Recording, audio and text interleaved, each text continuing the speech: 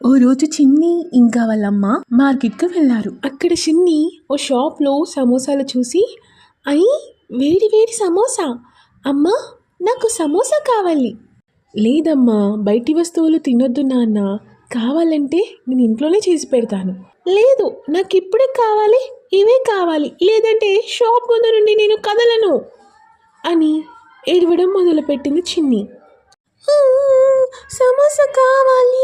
అయ్యో, షాప్ ముందు నిల్చొని ఏడవద్దు నాన్న, సరే సరే ఆపు, కొని పెడతాను. చిన్నిని ఊరుకోబెట్టి సమోసాల ఆవిడిని పిలిచి, ఇదిగో అమ్మా, ఒక ప్లేట్ సమోసా ఇవ్వు అని చెప్పి ఇద్దరూ సమోసాలు తిని ఇంటికి వెళ్ళిపోయారు.